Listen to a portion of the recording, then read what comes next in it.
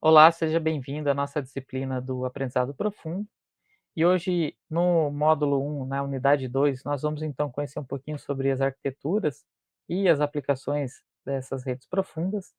Bom, então as redes neurais profundas, né, são redes que têm múltiplas camadas ocultas. A gente percebeu então que a diferença de uma rede neural simples, né, que tem uma ou duas camadas ocultas, uma rede neural profunda já tem muito mais do que duas camadas ocultas, né? E uma rede extremamente grande que tem milhões de parâmetros, né, muito mais do que essa quantidade de camadas, embora não seja necessariamente camadas, né, mas é a quantidade de parâmetros muito grande. No caso aqui, nas redes neurais profundas, né, a gente então tem essa característica, a quantidade de camadas ocultas é bem maior do que numa rede neural simples. E aprendem também representações hierárquicas, que é o que a gente chama de end-to-end, né, ou seja, entra o dado bruto e esse modelo então consegue trabalhar ou extrair características disso para depois fazer, a classificação, seja lá qual for a tarefa que ele vai fazer, né.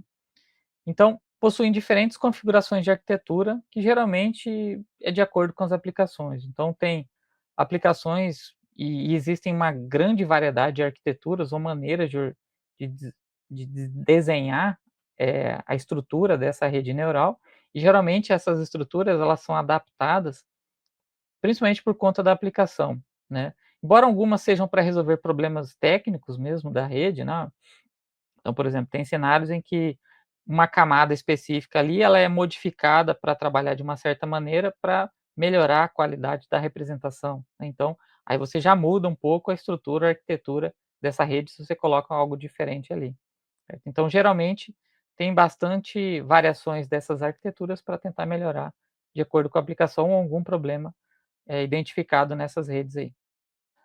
Então, de uma maneira geral, essas redes então recebem os dados brutos, aprendem representações, que seria o nosso conjunto de características, e a partir disso, elas têm as tarefas que envolvem a predição de alguma coisa, né, que é o que a gente chama de IA preditiva, e ou geram dados, né, ou seja, que é o conhecido hoje em dia como IA generativa, né. Então a partir desses dados brutos, essa rede aprende características e, com base nessas características, realiza uma tarefa de predição ou geração, né. Então, o que que seria uma tarefa de predição? É um modelo que vai receber uma imagem, vai aprender características para essa imagem, e com base nessas características aprendidas, vai classificar essa imagem, se é de carro ou se é de pessoa, por exemplo, né. Então isso seria uma IA preditiva, né, você já vai fazer uma predição. Já uma IA generativa é uma IA que vai gerar dados. Então, entra uma imagem como entrada e esse modelo vai produzir uma outra imagem. Ou entra um texto, ó, cria uma imagem para mim de uma pessoa na praia, né, e aí isso aí vai produzir uma imagem, né. Ou entra com texto e produz um outro texto, produz um poema, produz uma notícia, né. Então, nessa tarefa de geração de dados, que a saída desse modelo não é uma predição, mas são dados, né, a gente então tem o que a gente chama de IA generativa, né. Então, a partir dessas características, esses modelos, dependendo de como for a arquitetura, podem fazer essas 2 tarefas aí. Bom, para relembrar um pouco, né, entender essa relação entre os conceitos envolvidos na área, né, então a gente tem as redes neurais profundas, né, que está abreviado aqui como DNN. Então, de uma maneira geral, começando aqui da nossa inteligência artificial, né, a gente tem então, basicamente, alguns caminhos para seguir. Então a gente tem uma área da IA que envolve a resolução de problemas, e é o que é o foco da nossa disciplina é o aprendizado de máquina, ou seja, existem várias maneiras de a gente fazer computador inteligente, ou programas, ou softwares inteligentes. E uma que é específica, uma característica específica aqui do aprendizado de máquina, é produzir essa inteligência com base em dados, ou seja, aprender com exemplos. Então, dentro do aprendizado de máquina, se você quer fazer alguma coisa inteligente, isso vai exigir dados, né. Enquanto que aqui na resolução de problemas o cenário é outro, exige você ter um conhecimento do domínio, explorar a possibilidade de resolução desses problemas, e aí com base nisso a IA tenta decidir qual que é a melhor sequência de passos ou qual que seria o melhor caminho para resolver um determinado problema, enquanto que aqui a gente não tem esse detalhamento do problema. Aqui a gente só tem os dados, é assim, e vamos tentar descobrir como entender esse padrão com base nesses dados aí. Aí, uma vez que a gente tem então, dentro do aprendizado de máquina, a gente tem dentro do aprendizado de máquina uma série de métodos, né, de categorias, tem um aprendizado supervisionado, semi-supervisionado, não supervisionado, para o reforço. E dentro desses aí, dentro dessas categorias, a gente tem de vários diversos métodos para poder implementar esse aprendizado de máquina. Então as redes neurais, elas atualmente estão em todas essas áreas. Então tem rede neural sendo utilizada no aprendizado supervisionado, semi-supervisionado, não supervisionado e até no aprendizado por reforço tem propostas de redes neurais, artificiais para isso, né. Então as redes neurais estão em todos esses leques aí do aprendizado de máquina. E aí dentro das redes neurais, né, a gente tem então as redes rasas, que seriam, por exemplo, a nossa MLP lá, que é Multilayer Perceptron, né, isso considerando se ela tem uma ou 2 camadas ocultas, né. Se você já tiver mais de camadas ocultas, aí ela já seria mais próxima e talvez de uma rede profunda, né. E a gente tem também aqueles modelos extremamente grandes, que seriam as LLMs ou os Foundation Models, né, que aí a gente já tem então GPT, Llama, Phi 4, então uma série de modelos, grandes de dados, né. Enquanto que aqui nas redes profundas a gente já tem CNN, RNN, Transformers, Autoencoders, né. E MLP a gente tem lá MLP, a gente já viu também, aquela rede Adaline, né, então tem uma série de propostas dessas redes rasas aqui. Então, de uma maneira geral, essa é a organização desses conceitos, né. Então a gente vai ver especificamente aqui na nossa disciplina, vai ser o foco nas redes profundas, e aí então a gente vai conhecer um pouquinho as redes, convolucionais, redes recorrentes, né, autoencoders, que seria mais para a tarefa do aprendizado não supervisionado. Então a gente vai conhecer um pouquinho sobre essas redes aí, tudo bem? Bom, então com relação às arquiteturas, né, então a gente tem diversas arquiteturas de redes profundas, né. Por exemplo, a gente tem uma bastante conhecida que é a rede convolucional, né, que é o que a gente chama de CNN. E a gente também tem o que a gente chama de rede recorrente, né. Então, a rede convolucional é bastante utilizada em imagens, né, e as RNNs bastante para séries e textos, né. Então, só para vocês terem uma ideia da estrutura, essa aqui seria um exemplo de arquitetura de uma CNN. Então, você tem a sua imagem de entrada e uma série de parâmetros dessa rede, né, então entra a imagem aqui, aplica uma série de operações, vai reduzindo o tamanho dessa imagem, gerando um monte de características, e aí então, a partir dessas características, a gente tem a nossa tarefa de classificação. Enquanto que a rede recorrente, né, uma característica dela é que a gente tem aqui umas conexões cíclicas nos neurônios, ou seja, o neurônio se conecta, a saída do neurônio alimenta o próprio neurônio, né, que não é comum de ver lá na MLP, na rede clássica, né. Então, essas arquiteturas mudam bastante dependendo do tipo de rede neural profunda. Aí a gente também tem essa outra arquitetura aqui, que a gente vai conhecer também na disciplina, que é o autoencoder, né, que é uma rede em que a ideia dela é tentar imitar os seus dados, né. Então você passa os seus dados de entrada aqui, essa arquitetura de rede diminui essas informações, depois tenta reconstruir essas informações para produzir o dado de volta, né. Então se com base nessas informações reduzidas ou compactas, eu conseguir reproduzir os meus dados, né, então a gente tem um autoencoder muito bem treinado aí, né. E a gente tem também o aprendizado por reforço, né, em que também se aplica rede profunda nessa etapa. Que a ideia do aprendizado por reforço, né, é você ter um agente que pode ser uma IA, uma rede profunda, que vai estar recebendo informações de um determinado ambiente, né. Então, se você imaginar um cenário que você tem um robozinho andando em uma sala, né, e dentro desse robozinho tem uma IA que está uma rede neural, uma rede profunda que está processando esses dados, né, então ele tem estímulo da câmera, que ele está observando o ambiente, ele tem os sensores dele identificando presença de objetos no caminho. Então, aí, com base nessas informações, esse modelo vai tentar produzir alguma ação. Se eu continuo andando para frente, se eu vou para trás, se eu viro o meu robozinho. E tudo isso são informações que vêm desse ambiente, dependendo de como ele interage, né. Então, no caso da rede profunda, do aprendizado, por reforço, a gente também tem aplicação aí de aprendizado profundo, né. Então, dependendo do cenário, isso aí muda um pouco essas arquiteturas. A gente também tem uma outra arquitetura bem interessante, que é o que chama de rede adversária, né, que é conhecida hoje em dia como as redes adversárias generativas, GANs, né. Então, esse generativo aqui já dá para ter uma ideia do que é, né, uma rede que vai produzir ou vai gerar dado, né. Basicamente o que a gente tem nessa arquitetura é um tipo de rede que vai tentar discriminar, por exemplo, dado uma imagem de entrada, essa rede então a partir de um ruído, ela vai tentar gerar uma imagem, né, e aí a gente tem então uma rede para poder fazer a geração dessa imagem a partir de um ruído, sei lá, vou jogar um número qualquer aleatório aqui e a partir desse ou um conjunto de números aleatórios, ou uma imagem ruidosa mesmo, crio uma imagem lá cheia de ruído branco, e a partir dessa imagem eu quero gerar uma imagem falsa, né, que talvez se aproxime o máximo disso. E aí a gente tem uma outra arquitetura, uma outra parte da rede, que é o que a gente chama de rede discriminadora, que vai então decidir o seguinte, ó, dado que a gente tem uma imagem que foi ou daqui, a gente não sabe, né, tentar identificar se essa imagem aqui é uma imagem real ou uma imagem falsa. E como essas coisas todas estão conectadas, quando a gente está tentando melhorar essa rede, a gente está tentando melhorar também esse cara aqui para tentar produzir cada vez mais imagens mais parecidas com isso, né. Então nesse cenário é o que a gente chama de rede adversária, porque de uma certa maneira essa rede aqui está competindo com essa.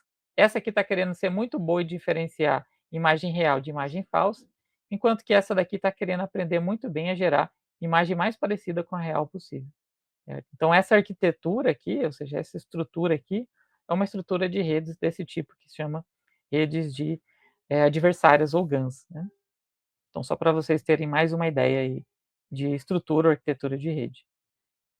Algumas aplicações dessas redes, né, então, por exemplo, a gente tem aqui as CNNs bastante utilizada para classificação de imagens, segmentação de objetos, detecção de objetos, né, todos em geral o cenário para CNN é mais para imagem mesmo, né. Embora hoje em dia a gente também tem os transformadores sendo aplicados também para imagem. Já as RNNs, né, que seriam as redes recorrentes, elas são interessantes para tratar dados que são tratados como uma sequência. Então, ou seja, existe uma relação, temporal entre esses dados ao longo de uma sequência que, para você produzir uma determinada ou entender um determinado padrão, vai depender da sequência de dados que vem logo em seguida, né. Então, para processamento de sequências, são muito utilizados as RNNs e também os transformers, né, embora não seja exatamente sequência, mas ele também são robustos para isso. E esses são cenários que a gente tem texto, voz, séries temporais, né, então, por exemplo, um cenário bem prático seria você tentar predizer, o preço de uma determinada ação na bolsa de valores com base nos últimos 7 dias, né, o preço dela dos últimos 7 dias, né. Então, para poder entender esse padrão de como que vai ser a bolsa de valores lá na frente, né, a gente precisa entender como que foi o comportamento dela ao longo desses 7 dias, ou 20 dias, ou 100 dias, né. Eh, embora vocês poderiam pensar: "Ah, mas a gente poderia trabalhar com regressão", né, mas aí tem um problema que a regressão geralmente ela é linear. E nesses casos de de aplicações, por exemplo, no caso da bolsa de valores, que o preço flutua e não tem um padrão linear, dependendo da sua janela, né, as RNNs já são mais relevantes. Só que um problema dessas RNNs é o tamanho dessa sequência. Se essa sequência for muito grande, ela já não consegue processar, não tem um resultado muito grande. Então ela vai ter um limite ali, técnico, né, um limite dela para poder processar essa sequência aí. E a gente também tem, né, algumas aplicações, né, dos autoencoders, por exemplo, para a compressão de dados ou redução da dimensionalidade ou das características, né. Então, a gente pode treinar redes para tentar diminuir ou comprimir os nossos dados para ter uma informação mais compacta, mais reduzida, que ainda assim tem informações relevantes, ou seja, tem um padrão relevante dentro desse conjunto de dados aí. Ou seja, é mais para a questão, talvez visual, para você conseguir enxergar melhor. Imagina uma base de dados que tem 700 características descrevendo cada imagem, e você gostaria de comprimir essas 760 características para 3 ou 2, para que você consiga visualizar num gráfico, por exemplo, como se fosse cada imagem um ponto nesse espaço, e tentar entender ali, ó, como que estão as imagens de uma determinada classe em relação à outra. Parece que elas estão muito perto, muito distante, ou estão tudo embolada, muito misturada. Então isso ajuda também nessa tarefa visual. Algumas aplicações também dessas redes, né, então a GANs seriam para criação de imagens, deepfake, síntese de voz, né, no caso lá do aprendizado por reforço, né, bastante aplicação na robótica, jogos, veículos autônomos, sistemas de recomendação. Então são cenários em que se aplicam bastante esse tipo de rede. Então, de maneira geral, MLP, CNN, RNN podem ser combinadas para formar uma rede neural profunda, né. Por exemplo, ter uma composição de CNN mais RN para, por exemplo, fazer reconhecimento de vídeos, né.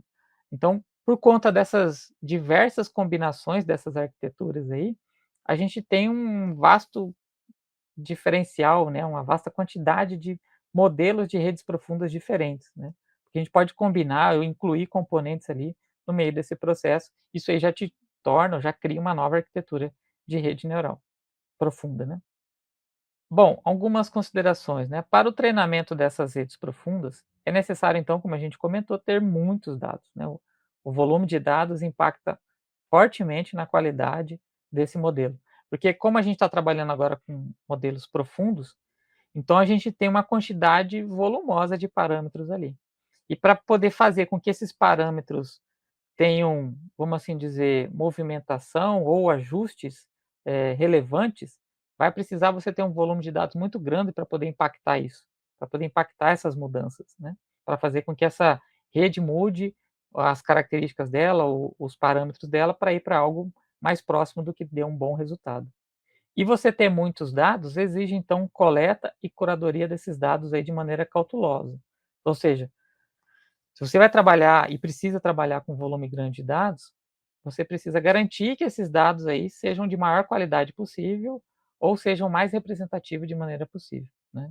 Então representatividade e qualidade são coisas muito importantes na concepção de uma base de dados. Principalmente também para você tentar evitar introduzir vieses nesse conjunto de dados, né. Então se você, por exemplo, está fazendo um sistema para poder fazer reconhecimento de mensagens de teor terroristas, por exemplo, né. Se você constrói uma base de dados de textos, ó, tem vários textos aqui, esses textos já foram com problema supervisionado, né, esse texto já foi rotulado como um texto de sentimento terrorista, um sentimento normal, vamos supor que teríamos só essas 2 classes, né. Eh, e aí, dependendo da quantidade de dados que você tem ali, se você não faz uma curadoria muito bem elaborada, né, talvez o modelo possa entender que existe um padrão ali de textos que estão classificados como sentimento terrorista, que estão relacionados a um determinado idioma, um determinado grupo de pessoas, ou uma determinada informação textual ali que não está relacionada ao contexto da do texto, mas está relacionada a coisas muito mais fáceis de perceber, que o modelo enxergou, é mais fácil eu identificar o idioma desse texto, ou a língua desse texto para classificar isso, do que realmente entender se esse texto aqui é um texto com contexto ou informações de terrorismo ou não, né. Então se você tem um conjunto de dados que leva o modelo a entender isso, né, esse modelo então pode entrar nesse viés, que é o que a gente chama de viés de dados, para que ele entenda então, ó, então talvez eu vou conseguir acertar esses textos se eu identificar isso, né. Então a gente tem que ter muito cuidado na construção ou na coleta desses dados aí para não introduzir esses tipos de viés. E geralmente esse tipo de viés é difícil a gente observar, né. Só vai conseguir entender fazendo alguns experimentos, observando, né, analisando muito bem esses dados aí. Mas a gente precisa ter esse cuidado aí. E a infraestrutura também, né, exige muitas GPUs, dependendo da complexidade da aplicação. Então, se a gente for pensar numa rede aí, muito robusta, com muito números de parâmetros, você vai ter que ter uma quantidade, né, ou talvez uma infraestrutura de processamento muito grande, né.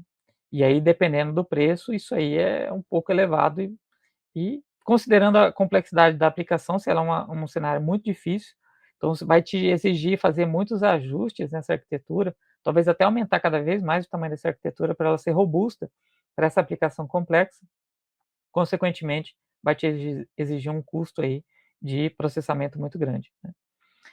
E uma componente que ajuda muito essa tarefa do aprendizado, principalmente para acelerar, é o que a gente chama da transferência do aprendizado, né, que é o transfer learning, que é aquilo que a gente comentou, né, que visa reaproveitar um modelo que foi treinado para uma tarefa foi muito bem treinado para uma tarefa genérica. A gente então pode utilizar os parâmetros desse modelo e fazer um ajuste fino, um fine tune para ele trabalhar muito bem para essa tarefa específica, né. Então imagine, por exemplo, se você tem que escolher uma pessoa para trabalhar na sua empresa, por exemplo, para mexer com documentos jurídicos, né. Você tem 2 opções: ou contrata alguém que fez um estágio, por exemplo, não relacionadamente ao jurídico, mas talvez trabalhou em algum setor relacionado ao jurídico, né, trabalhou com documentos de licitação, trabalhou com alguma coisa desse tipo, ou uma pessoa que não tem experiência nenhuma e você vai trazer ela para a sua empresa para trabalhar com isso, né. Então a pessoa que teve uma experiência com documentos, com regulamentos, talvez ela tenha uma noção melhor de como se adaptar para entender de maneira mais rápida e mais eficiente trabalhar com processos jurídicos, alguma coisa mais específica, né. Enquanto que uma pessoa que não tem conhecimento nenhum vai te exigir que você treina ela, que você aumente a capacidade dela para ser específica, para trabalhar com isso, certo. Então, a ideia do aprendizado por transferência é mais ou menos isso, né, você tentar trazer um modelo que já foi muito bem treinado para uma determinada tarefa similar, pra refinar ele e adaptar ele para esse seu contexto mais específico. Então, aqui tem um exemplo, né, mais ou menos desse processo da transferência do aprendizado. A ideia basicamente é compartilhar os pesos, né. Existem várias maneiras da gente fazer a transferência do aprendizado, mas a mais popular é por meio de compartilhamento de parâmetros desses modelos aí.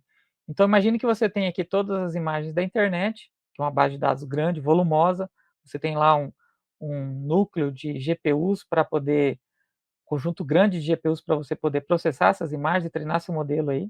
Então você tem o seu modelo, rede profunda, que eu estou chamando de IA, você treinou ela para identificar pessoas, animais e veículos nesse conjunto de dados muito grande, e aí disponibilizou para você, ó, tá público esse modelo, você pode utilizar e fazer o que você quiser com ele, né.